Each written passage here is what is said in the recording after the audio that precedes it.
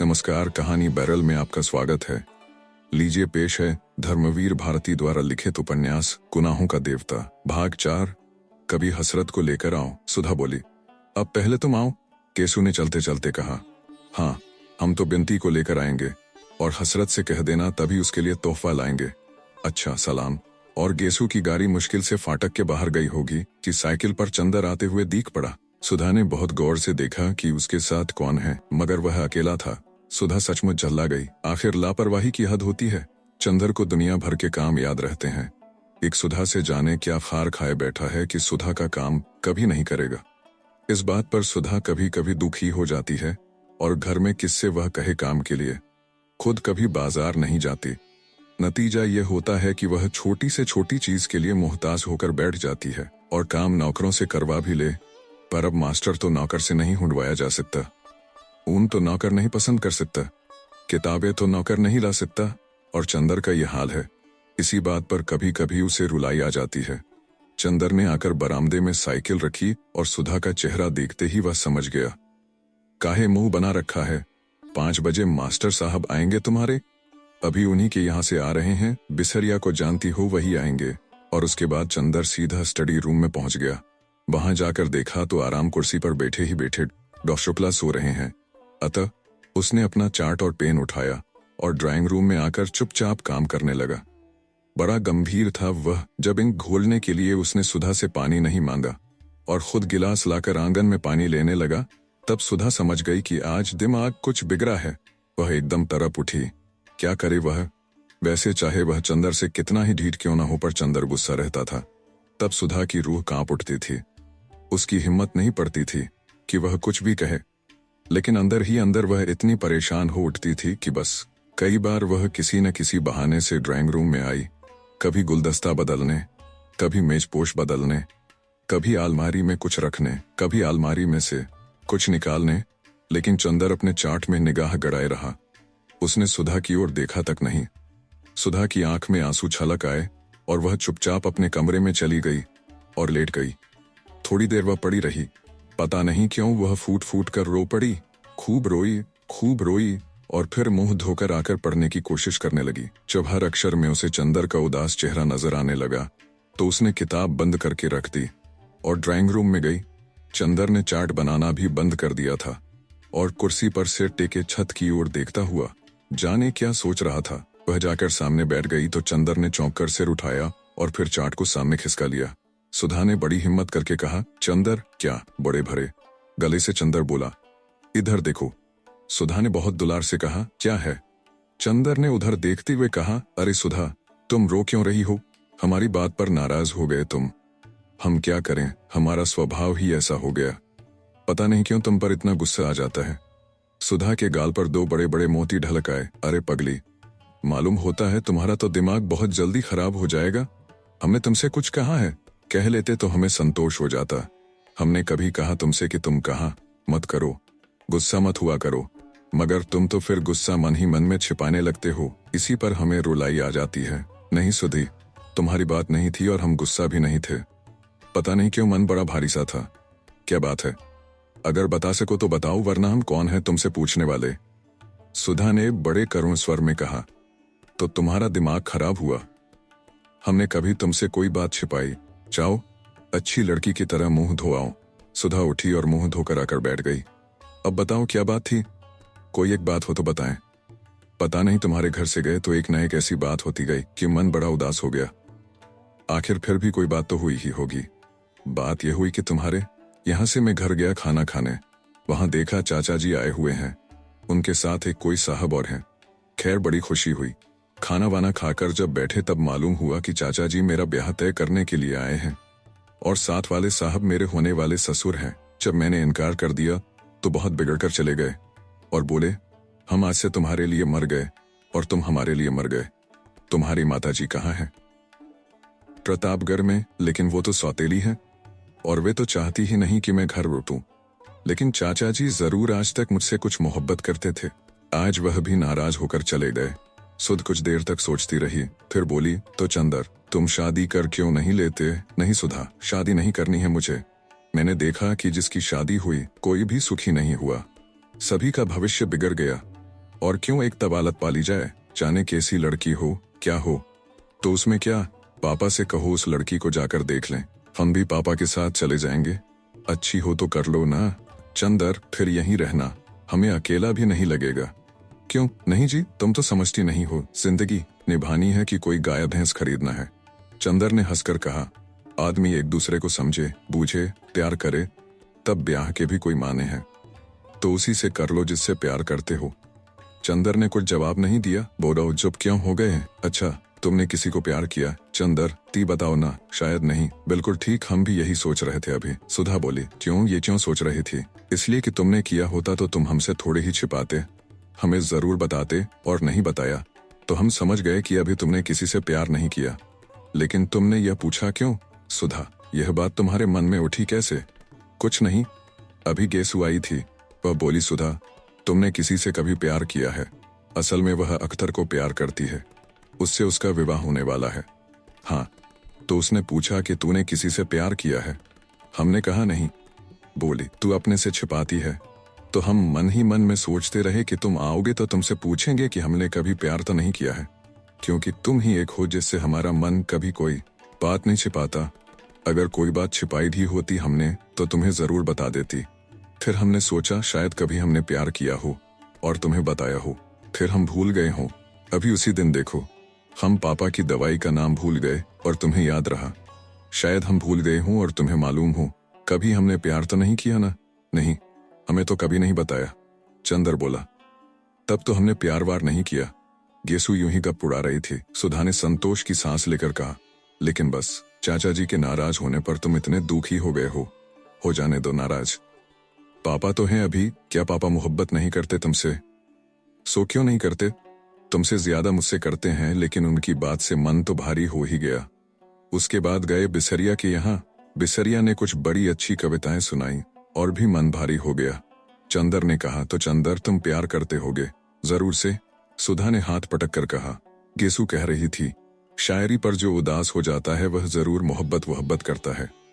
सुधा ने कहा, अरे यह पोर्टिको में कौन है? चंदर ने देखा, लो बिसरिया आ गया। चंदर उसे बुलाने उठा तो सुधा ने कहा, अभी बाहर बिठलाना उन्हें, मैं तब तक कमरा ठीक कर लूं। बिसरिया को बाहर बिठाकर चंदर भीतर आया अपना चार्ट वगैरह समेटने के लिए। तो सुधा ने कहा, सुनो। चंदर रुक गया। सुधा ने पास आकर कहा, तो अब तो उदास नहीं हो तुम? नहीं चाहते मत करो शादी, इसमें उदास क्या होना? और कविता वविता पर मुंह बनाकर बैठे तो अच्छी बात नहीं होगी। अच्छा, चंदर ने कहा, अच्छा बच्चा नहीं, बताओ, तुम्हें मेरी कसम है, उदास मत हुआ करो, फिर हमसे कोई काम नहीं होता। अच्छा, उदास नहीं होंगे पगली, चंदर ने हल्की सी चपत मारकर कहा और बरबस उसके मुंह से एक ठंडी सांस निकली। उसने चार्ट उठाकर स्टडी रूम में रखा। देखा डॉक्टर साहब अभी सो ही रहे हैं। सुधा कमरा ठीक कर रहे थे। वह आकर बिसरिया के पास बैठ गया। थोड़ी देर में कमरा ठीक करके सुधा आकर कमरे के दरवाजे पर खड़ी हो गई। चंदर ने पूछा, क्यों, सब ठीक है? उसने सिर हिला दिया, कुछ बोली नहीं। यही है आपकी शिष्या सुश्री सुधा शुक्ला, इस साल बे फाइनल का इम्तिहान देंगी। बिसरिया ने बिना आंखें उठाए ही हाथ जोड़ लिए। सुधा ने हाथ जोड़े, फिर बहुत सकुचा सी गई। चंदर उठा और बिसरिया को लाकर उसने अंदर बिठा दिया। बिसरिया के सामने सुधा और उसकी बगल में चंदर। चुप, सभी चुप। अंत में चंदर बोला, लो तुम्हारे मास्टर साहब आ गए, अब बताओ ना तुम्हें क्या क्या पढ़ना है? सुधा चुप। बिसरिया कभी यह पुस्तक उलटता कभी वह। थोड़ी देर बाद वह बोला, आपके क्या विषय हैं? जी। बड़ी कोशिश से बोलते हुए सुधा ने कहा, हिंदी, इकोनॉमिक्स और गृह विज्ञान। और उसके माथे पर पसीना झलक आया। आपको हिंदी कौन पढ़ाता है? बिसरिया ने किताब में ही निगाह गड़ाए हुए कहा। सुधा ने चंदर की ओर देखा और मुस्कुराकर फिर मुंह झुका लिया। बोलो ना, तुम खुद ही राजा गर्ल्स कॉलेज में हैं, शायद मिस पवार हिंदी पढ़ाती हैं। चंदर ने कहा, अच्छा अब आप पढ़ाइए, मैं अपना काम करूं। चंदर उठकर चल दिया। स्टडी रूम में मुश्किल से चंदर दरवाजे तक पहुंचा होगा कि सुधा ने बिसरिया से कहा, जी मैं पेन ले आऊं, और लपकती हुई चंदर के पास पहुंची।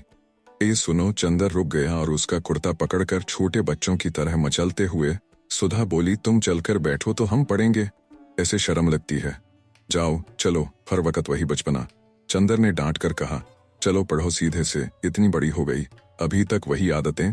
सुधा चुपचाप मुंह लटकाकर खड़ी हो गई और फिर धीरे धीरे पढ़ने लग गई। चंदर्स डटी रूम में जाकर चार्ट बनाने लगा। डॉक्टर साहब अभी तक सो रहे थे। एक मक्खी उड़कर उनके गले पर बैठ गई और उन्होंने बाएं हाथ से मक्खी मारते हुए नींद में कहा, मैं इस मामले में सरकार की नीति का विरोध करता हूँ। चंदर ने चौंक कर पीछे देखा। डॉक्टर साहब जग गए थे और जमुहाई ले रहे थे। जी, आपने मुझसे कुछ कहा? चंदर ने पूछा। नहीं, क्या मैंने कुछ कहा था? ओह, मैं सपना देख रहा था। क्या बज गए? 5:30। अरे बिल्कुल शाम हो गई। डॉक्टर साहब ने बाहर देखकर कहा, रहने दो कपूर, आज काफी काम किया है तुमने। चाय मंगवाओ। सुधा कहाँ है? पढ़ रही है। आज से उसके मास्टर साहब आने लगे हैं। या जाओ उन्हें भी बुला लाओ और चाय भी मंगवा लो। उसे भी बुला लो। सुधा को। चंदर जब ड्राइंग रूम में पहुंचा तो देखा सुधा किताबें समेट रही है और बिसरिया जा चुका है। उसने सुधा से कहना चाहा, लेकिन सुधा का मुंह देखते ही उसने अनुमान किया कि सुधा लड़ने के मूड में है। अतः वह स्वयं ही जाकर महराजन से कह आया कि 3 प्याला चाय पढ़ने के कमरे में भेज दो। जब वह लौटने लगा तो खुद सुधा ही उसके रास्ते में खड़ी हो गई और धमकी के स्वर में बोली, अगर कल से साथ नहीं बैठोगे तुम तो हम नहीं पढ़ेंगे। हम साथ नहीं बैठ सकते, चाहे तुम पढ़ो या ना पढ़ो, चंदर ने ठंडे स्वर में कहा और आगे बढ़ा। तो फिर हम नहीं पढ़ेंगे, सुधा ने जोर से कहा। क्या बात है, क्यों लड़ रहे हो तुम लोग? डॉ शुक्ला अपने कमरे से बोले। चंदर कमरे में जाकर बोला, कुछ नहीं, ये कह रही हैं कि पहले हम कहेंगे। बात काटकर सुधा बोली, पापा हमने इनसे कहा कि तुम पढ़ाते बैठा करो, हमें बहुत शर्म लगती है। ये कहते हैं पढ़ो, चाहे ना पढ़ो। हम नहीं हैं। अच्छा, जाओ चाय लाओ। जब सुधा चाय लाने गई तो डॉक्टर साहब बोले, कोई विश्वास पात्र लड़का है? अपने घर की लड़की समझकर सुधा को सौंपना पढ़ने के लिए। सुधा अब बच्ची नहीं है। हाँ, अरे यह भी कोई कहने की बात है। हाँ, वैसे अभी तक सुधा तुम्हारी ही निगहबानी में रही है। तुम खुद ही अपनी जिम्मेवारी समझते हो। लड़का हिंदी में एमए है। हाँ, एमए कर रहा है। अच्छा है, तब तो बिनती आ रही है, उसे भी पढ़ा देगा। सुधा चाय लेकर आ गई थी। पापा तुम लखनऊ कब जाओगे? शुक्रवार को। क्यों? और ये भी जाएंगे? और हम अकेले रहेंगे? क्यों? महराजन यहीं सोएगी और अगले सोमवार को हम लौट आएंगे। डॉक्टर शुक्ला ने चाय का प्याला मुंह से लगाते हुए कहा। एक गमगदे की शाम, मन उदास, तबीयत उचटी सी, सितारों की रोशनी फीकी लग रही थी। मार्च की शुरुआत थी और फिर भी जाने शाम इतनी गर्म थी या सुधा को ही इतनी बेचैनी लग रही थी। पहले वह जाकर सामने के लॉन में बैठी, लेकिन सामने के मौलसिरी के पेड़ में छोटी छोटी ग्वारैयों ने मिलकर इतनी जोर से चहचहाना शुरू किया कि उसकी तबीयत घबरा उठी। वह इस वक्त एकांत चाहती थी और सबसे सन्नाटा चाहती थी, जहां कोई न बोले, कोई बात न करे, सभी खामोशी में डूबे हुए हों। वह उठकर टहलने लगी और जब लगा कि पैरों में ताकत ही नहीं रही तो फिर लेट गई हरी हरी घास पर। मंगलवार की शाम थी और अभी तक पापा नहीं आए थे। आना तो दूर, पापा या चंदर के हाथ के एक पुर्जे के लिए तरस गई थी। किसी ने यह भी नहीं लिखा कि वे लोग कहाँ रह गए हैं या कब तक आएंगे। किसी को भी सुधा का ख्याल नहीं। शनिवार या इतवार को तो वह रोज खाना खाते वक्त रोई। चाय पीना तो उसने उसी दिन से छोड़ दिया था और सोमवार को सुबह पापा नहीं आए तो वह इतना फूट फूट कर रोई कि महराजन को सिंकती हुई रोटी छोड़कर चूल्हे की आंच निकालकर सुधा को समझाने आना पड़ा। और सुधा की रुलाई देखकर तो महराजन के हाथ पांव ढीले हो गए थे। उसकी सारी डॉट हवा हो गई थी और वह सुधा का मुंह ही मुंह देखती थी। कल से कॉलेज भी नहीं गई थी और दोनों दिन इंतजार करती रही कि कहीं दोपहर को पापा ना आ जाएं। केसू से भी 2 दिन से मुलाकात नहीं हुई थी, लेकिन मंगल को दोपहर तक जब कोई खबर ना आई तो उसकी घबराहट बेकाबू हो गई। इस वक्त उसने बिसरिया से कोई भी बात नहीं की।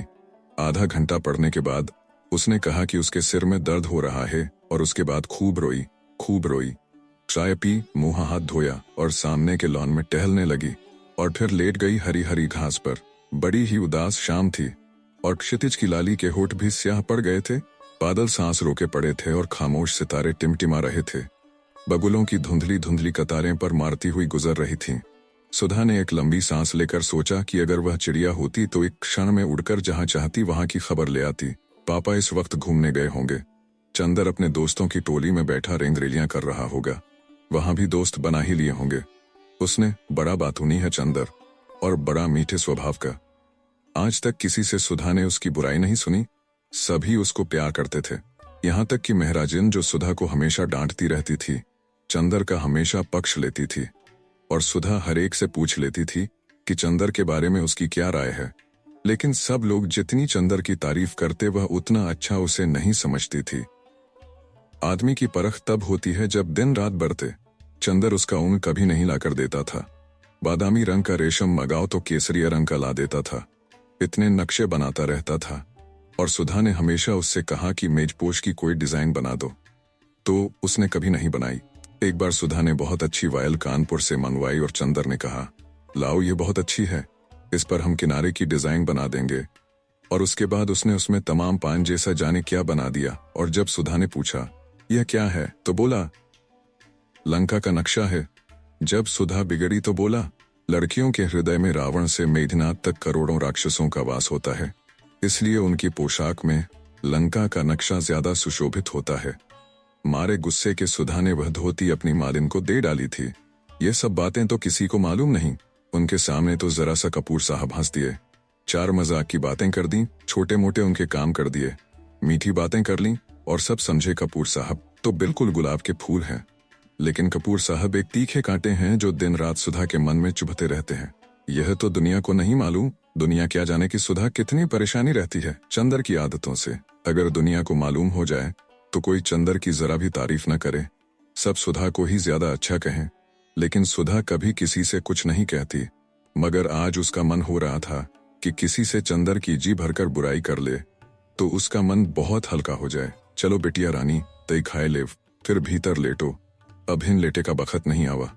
सहसा महराजिन ने आकर सुधा की स्वप्न श्रृंखला तोड़ते हुए कहा, अब हम नहीं खाएंगे, भूख नहीं। सुधा ने अपने सुनहले सपनों में ही डूबी हुई बेहोश आवाज में जवाब दिया, खाए ले बिटिया। खाए पिए छोड़े से कसस काम चली, आव उठी। महराजिन ने बड़े दुलार से कहा। सुधा पीछा छूटने की कोई आशा न देखकर उठ गई और चल दी खाने। कोर उठाते ही उसकी आंख में आंसू छलक आए, लेकिन अपने को रोक लिया उसने। दूसरों के सामने अपने को बहुत शांत रखना आता था उसे। तो कौड़ खाने के बाद वह महराजिन से बोली, आज कोई चिट्ठी तो नहीं आई? नहीं बिटिया, आज तो दिन भर घरे में रहो। महराजिन ने पराठे उलटते हुए जवाब दिया, काहे बेटिया, बाबूजी कुछ ही नहीं लिखें तो छोटे बाबू तो लिख देते। अरे महराजिन, यही तो हमारी जान का रोना है। हम चाहे रो रो कर मर जाएं, मगर न पापा को ख्याल न पापा के शिष्य को। और चंदर तो ऐसे खराब हैं कि हम क्या करें। ऐसे स्वार्थी हैं, अपने मतलब के कि बस सुबह शाम आए और हम या पापा न मिलें तो आफत ढा देंगे। बहुत घूमने लगी हो तुम, बहुत बाहर कदम निकल गया है तुम्हारा। और सच पूछो तो चंदर की वजह से हमने सब जगह आना जाना बंद कर दिया और खुद हैं कि आज लखनऊ, कल कलकत्ता, और एक चिट्ठी भेजने तक का वक्त नहीं मिलता। अभी हम ऐसा करते तो हमारी जान नोच खाते। और पापा को देखो, उनके दुलारे उनके साथ हैं तो बस, और किसी की फिक्र ही नहीं। अब तुम महराजिन चंदर को तो कभी कुछ चाय वाय बना के मत देना। काहे बिटिया, काहे कोसत हो? कैसा चांद से तो है छोटे बाबू, और कैसा हंस के बातें करत हैं। माई का जाने कैसे ही आव पड़ा कि उन्हें अलग कह देस। बेचारा होटल में जाने कैसे रोटी खात हुई, उन्हें ही आई बुलाए लेव तो अपने हाथ की खिलाए के 2 महीना माँ मोटा के दई। हमें तो से ज्यादा उसकी ममता लगत है। बीबी जी बाहर एक मेम पूछत है, हिंया कोनो डॉक्टर रहत है? हम कहा नहीं, हिया तो बाबूजी रहत हैं तो कहत हैं, नहीं यही मकान आए। मालिन ने सहसा आकर बहुत स्वतंत्र स्वरों में कहा, बेटा उन्हें हम आते हैं। सुधा ने कहा और जल्दी जल्दी खाना शुरू किया और जल्दी जल्दी खत्म कर दिया।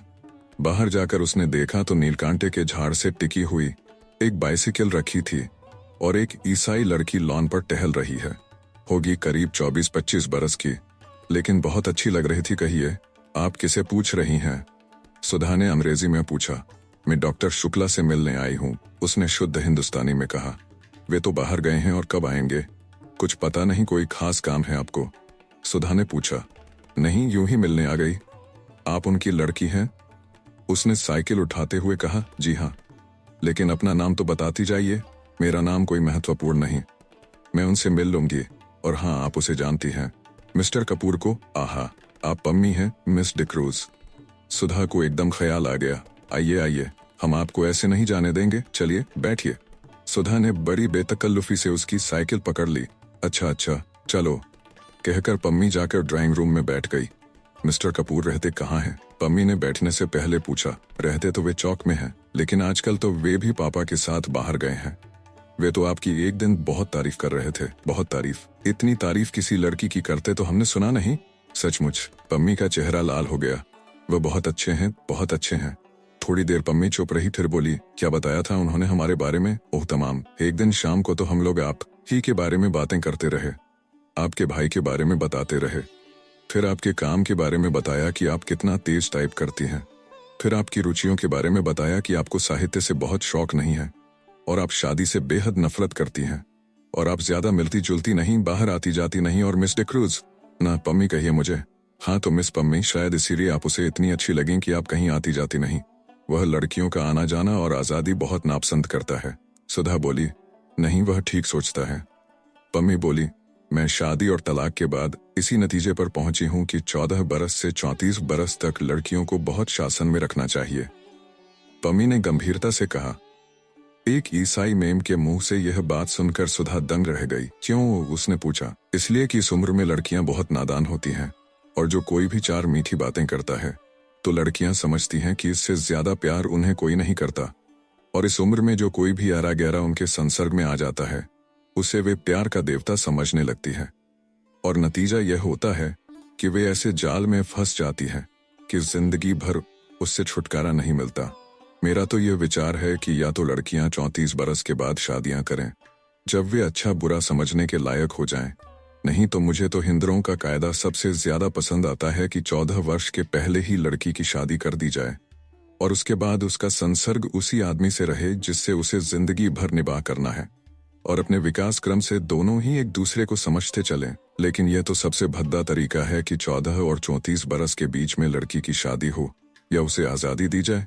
मैंने तो स्वयं अपने ऊपर बंधन बांध लिए थे। तुम्हारी तो शादी अभी नहीं हुई? नहीं। बहुत ठीक, तुम 34 बरस के पहले शादी मत करना। अच्छा हाँ, और क्या बताया चंद्र ने मेरे बारे में? और तो कुछ खास नहीं। हाँ, यह कह रहा था आपको चाय और सिगरेट बहुत अच्छी लगती है। ओहो देखिए, मैं भूल ही गई। लीजिए सिगरेट मैं उगाती हूँ। और सुधा ने घंटी बजाई। रर दीजिए, मैं सिगरेट छोड़ रही हूँ इसलिए कि कपूर को अच्छा नहीं लगता और अब वह मेरा दोस्त बन गया है और दोस्ती में एक दूसरे से निभाह ही करना पड़ता है। उसने आपसे यह नहीं बताया कि मैंने उसे दोस्त मान लिया है? पम्मी ने पूछा। जी हाँ, बताया था। अच्छा तो चाय लीजिए। हाँ हाँ, चाय मंगवा लीजिए। आपका कपूर से क्या संबंध है? पम्मी ने पूछा। कुछ नहीं, मुझसे भला क्या संबंध होगा उनका? जब देखिए तब बिगड़ते रहते हैं मुझ पर, और बाहर गए हैं और आज तक कोई खत नहीं भेजा। ये कहीं संबंध है? नहीं, मेरा मतलब आप उनसे घनिष्ठ हैं। हाँ, कभी वह छिपाते तो नहीं मुझसे कुछ? क्यों? तब तो ठीक है, सच्चे दिल के आदमी मालूम पड़ते हैं। आप तो ये बता सकती हैं कि उन्हें क्या क्या चीजें पसंद हैं। हाँ, उन्हें कविता पसंद है। बस कविता के बारे में बात न कीजिए, कविता सुना दीजिए उन्हें या कविता की किताब दे दीजिए उन्हें। और उनको सुबह घूमना पसंद है, रात को गंगा जी की सैर करना पसंद है, सिनेमा तो बेहद पसंद है, और कया चाय की पत्ती का हलवा पसंद है। यह क्या होता है? मेरा मतलब बिना दूध की चाय उन्हें पसंद है। अच्छा, देखिए आप सोचेंगी कि मैं इस तरह से मैं कपूर के बारे में पूछ रही हूँ जैसे मैं कोई जासूस हूँ, लेकिन असल बात मैं आपको बता दूं, मैं पिछले 2-3 साल से अकेली रहती रही, किसी से भी नहीं मिलती जुलती थी। उस दिन मिस्टर कपूर गए तो पता नहीं क्यों मुझ पर प्रभाव पड़ा। उनको देखकर ऐसा लगा कि यह आदमी है जिसमें दिल की सच्चाई है, जो आदमियों में बिल्कुल नहीं होती। तभी मैंने सोचा इनसे दोस्ती कर लूं, लेकिन चूंकि एक बार दोस्ती करके विवाह और विवाह के बाद अलगाव मैं भोग चुकी हूँ, इसलिए इनके बारे में पूरी जांच पड़ताल कर लेना चाहती हूँ। लेकिन दोस्त तो अब बना ही चुकी हूँ। चाय आ गई थी और पम्मी ने सुधा के प्याले में चाय ढाली। ना, मैं तो अभी खाना खा चुकी हूँ, सुधा बोली। पम्मी ने 2-3 चुस्कियों के बाद कहा, आपके बारे में चंदर ने मुझसे कहा था। कहा होगा? सुधा मुंह बिगाड़कर बोली, मेरी बुराई कर रहे होंगे और क्या। पम्मी चाय के प्याले से उठते हुए धुएं को देखती हुई अपने ही ख्याल में डूबी थी। थोड़ी देर बाद बोली, मेरा अनुमान गलत नहीं होता? मैंने कपूर को देखते ही समझ लिया था कि यही मेरे लिए उपयुक्त मित्र है। मैंने कविता पढ़नी बहुत दिनों से छोड़ दी, लेकिन किसी कवयित्री ने, शायद मिसेस ब्राउनिंग ने कहीं लिखा था कि वह मेरी जिंदगी में रोशनी बनकर आया। उसे देखते ही मैं समझ गई कि यह वह आदमी है जिसके हाथ में मेरे दिल के सभी राज सुरक्षित रहेंगे। वह खेल नहीं करेगा और प्यार भी नहीं करेगा, जिंदगी में आकर भी जिंदगी से दूर और सपनों में बंद कर भी सपनों से अलग। यह बात कपूर पर बहुत लागू होती है। माफ करना मिस सुधा, मैं आपसे इसलिए कह रही हूँ कि आप इनकी घनिष्ठ हैं और आप उन्हें बतला देंगी कि मेरा क्या ख्याल है उनके बारे में। अच्छा, अब मैं चलूंगी, बैठिए ना, सुधा बोली। नहीं, मेरा भाई अकेला खाने के लिए इंतजार कर रहा होगा। उठते हुए पम्मी ने कहा, आप बहुत अच्छी हैं, इस वक्त आप आई तो मैं थोड़ी सी चिंता भूल गई, वरना मैं 3 दिन से उदास थी। बैठिए, कुछ और चंदर के बारे में बताइए ना। अब नहीं, वह अपने ढंग का अकेला आदमी है, यह मैं कह सकती हूँ। ओ, तुम्हारी आंखें बड़ी सुंदर हैं, देखूं? और छोटे बच्चे की तरह उसके मुंह को हथेलियों से ऊपर उठाकर पम्मी ने कहा, बहुत सुंदर आंखें हैं। माफ करना, मैं कपूर से भी इतनी ही बेतकल्लुफ हूँ। सुधा झेंप गई, उसने आंखें नीची कर लीं। पम्मी ने अपनी साइकिल उठाते हुए कहा, कपूर के साथ आप आइएगा। और आपने कहा था कपूर को कविता पसंद है। जी हाँ, गुड नाइट। जब पम्मी बंगले पर पहुंची तो उसकी साइकिल के कैरियर में अंग्रेजी कविता के 5-6 ग्रंथ बंधे थे। 8 बज चुके थे। सुधा जाकर अपने बिस्तरे पर लेटकर पढ़ने लगी। अंग्रेजी कविता पढ़ रही थी। अंग्रेजी लड़कियां कितनी आजाद और स्वच्छंद होती होंगी, जब पम्मी जो ईसाई है इतनी आजाद है। उसने सोचा, और पम्मी कितनी अच्छी है। उसकी बेतकल्लुफी में भोलापन तो नहीं है, पर सरलता बेहद है। बड़ा साफ दिल है, कुछ छिपाना नहीं जानती। और सुधा से सिर्फ 5-6 साल बड़ी है, लेकिन सुधा उसके सामने बच्ची लगती है। कितना जानती है पम्मी और कितनी अच्छी समझ है उसकी। और चंदर की तारीफ करते नहीं थकती। चंदर के लिए उसने सिगरेट छोड़ दी। चंदर उसका दोस्त है, इतनी पढ़ी लिखी लड़की के लिए रोशनी का देवदूत है। सचमुच चंदर पर सुधा को गर्व है, और उसी चंदर से वह लड़ झगड़ लेती है। इतनी मान मनुहार कर लेती है, और चंदर सब बर्दाश्त कर लेता है। वरना चंदर के इतने बड़े बड़े दोस्त हैं और चंदर की इतनी इज्जत है। अगर चंदर चाहे तो सुधा की रत्ती भर परवाह न करे, लेकिन चंदर सुधा की भली बुरी बात बर्दाश्त कर लेता है। और वह कितना परेशान करती रहती है चंदर को। कभी अगर सचमुच चंदर बहुत नाराज हो गया और सचमुच हमेशा के लिए बोलना छोड़ दे, तब क्या होगा? या चंदर यहाँ से कहीं चला जाए, तब क्या होगा? खैर, चंदर जाएगा तो नहीं इलाहाबाद छोड़कर, लेकिन अगर वह खुद कहीं चली गई तब क्या होगा? वह कहाँ जाएगी? अरे, पापा को मनाना तो बाएं हाथ का खेल है, और ऐसा प्यार वह करेगी नहीं कि शादी करनी पड़े। लेकिन यह सब तो ठीक है, पर चंदर ने चिट्ठी क्यों नहीं भेजी? क्या नाराज होकर गया है? जाते वक्त सुधा ने परेशान तो बहुत किया था। ओल्ड डॉल की पेटी का बक्सुआ खोल दिया था, और उठाते ही चंदर के हाथ से सब कपड़े बिखर गए। चंदर कुछ बोला नहीं, लेकिन जाते समय उसने सुधा को डांटा भी नहीं और न यही समझाया कि घर का ख्याल रखना, अकेले घूमना मत, करती रहना। इससे सुधा समझ तो गई थी कि वह नाराज है, लेकिन कुछ कहा नहीं। लेकिन चंदर को खत तो भेजना चाहिए था, चाहे गुस्से का ही खत क्यों ना होता। बिना खत के मन उसका कितना घबरा रहा है। और क्या चंदर को मालूम नहीं होगा? यह कैसे हो सकता है? जब इतनी दूर बैठे हुए सुधा को मालूम हो गया कि चंदर नाखुश है, तो क्या चंदर को नहीं मालूम होगा कि सुधा का मन उदास हो गया है? जरूर मालूम होगा। सोचते सोचते उसे जाने कब नींद आ गई, और नींद में उसे पापा या चंदर की चिट्ठी मिली या नहीं, ये तो नहीं मालूम। लेकिन इतना जरूर है कि जैसे यह सारी सृष्टि एक बिंदर से बनी और एक बिंदर में समा गई, उसी तरह सुधा की यह भादों की घटाओं जैसी फैली हुई बेचैनी और गीली उदासी एक चंदर के ध्यान से उठी और उसी में समा गई। दूसरे दिन सुबह सुधा आंगन में बैठी हुई आलू छील रही थी और चंदर का इंतजार कर रही थी। उसी दिन रात को पापा आ गए थे, और दूसरे दिन सुबह बुआजी और नती। सुधी, किसी ने इतने प्यार से पुकारा कि हवाओं में रस भर गया। अच्छा, आ गए चंदर। सुधा आलू छोड़कर उठ बैठी। क्या लाए हमारे लिए लखनऊ से? बहुत कुछ। सुधा के हैं? सुधा, सहसा कमरे में से कोई बोला। चंदर हैं, सुधा ने कहा। चंदर, बुआ आ गईं, और कमरे से बुआजी बाहर आईं। प्रणाम बुआजी, चंदर बोला और पैर छूने के लिए झुका। हाँ हाँ हाँ हाँ। बुआजी 3 कदम पीछे हट गईं। देखतियों ने हम पूजा की धोती पहने हैं। ई के है सुधा। सुधा ने बुआ की बात का कुछ जवाब नहीं दिया। चंदर, चलो अपने कमरे में, यहाँ बुआ पूजा करेंगी। चंदर अलग हटा। बुआ ने हाथ के पंचपात्र से वहां पानी छिड़का और जमीन फूकने लगी। सुधा, बिनती को भेज देव। बुआजी ने धूपदानी में महराजिन से कोयला लेते हुए कहा। सुधा अपने कमरे में पहुंचकर चंदर को खाट पर बिठाकर नीचे बैठ गई। अरे, ऊपर बैठो नहीं, हम यहीं ठीक हैं, कहकर वह बैठ गई और चंदर की पेंट पर पेंसिल से लकीरें खींचने लगी। अरे, यह क्या कर रही हो? चंदर ने पैर उठाते हुए कहा। तो तुमने इतने दिन क्यों लगाए? सुधा ने दूसरे पोंचे पर पेंसिल लगाते हुए कहा। अरे, बड़ी आफत में फंस गए थे। सुधा, लखनऊ से हम लोग गए बरेली, वहां उत्सव में हम लोग भी गए और एक मिनिस्टर भी पहुंचे। कुछ सोशलिस्ट, कम्युनिस्ट और मजदूरों ने विरोध प्रदर्शन किया। फिर तो पुलिस वालों और मजदूरों में जमकर लड़ाई हुई। वह तो कहो एक बेचारा सोशलिस्ट लड़का था, कैलाश मिश्रा, उसने हम लोगों की जान बचाई, वरना पापा और हम दोनों ही अस्पताल में होते। अच्छा, पापा ने हमें कुछ बताया नहीं? सुधा घबराकर बोली और बड़ी देर तक बरेली, उपद्रव और कैलाश मिश्रा की बात करती रही। अरे ये बाहर गा कौन रहा है? चंदर ने सहसा पूछा। बाहर कोई गाता हुआ आ रहा था। आंचल में क्यों बांध लिया मुझ परदेशी का प्यार? आंचल में क्यों? और चंदर को देखते ही उस लड़की ने चौंक कर कहा, अरे। क्षण भर स्तब्ध और फिर शर्म से लाल होकर भागी बाहर। अरे भागती क्यों है?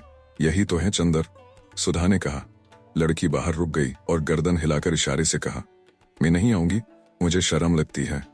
अरे चलिया, देखो हम अभी पकड़ लाते हैं, बड़ी झक्की है। यह कहकर सुधा उठी। वह फिर भागी। सुधा पीछे पीछे भागी। थोड़ी देर बाद सुधा अंदर आई तो सुधा के हाथ में उस लड़की की चोटी और वह बेचारी बुरी तरह अस्त व्यस्त थी। दांत से अपने आंचल का छोर दबाए हुए थी। बाल की 3-4 लटें मुंह पर झुक रही थीं और लाज के मारे सिमटी जा रही थी, और आंखें थीं कि मुस्काए या रोए यह तय ही नहीं कर पाई थी। आप सुन रहे थे कहानी बैरल से, धर्मवीर भारती द्वारा लिखित उपन्यास गुनाहों का देवता, भाग 4। वीडियो पसंद आया तो इसे लाइक करिए और चैनल को भी सब्सक्राइब कीजिए। धन्यवाद।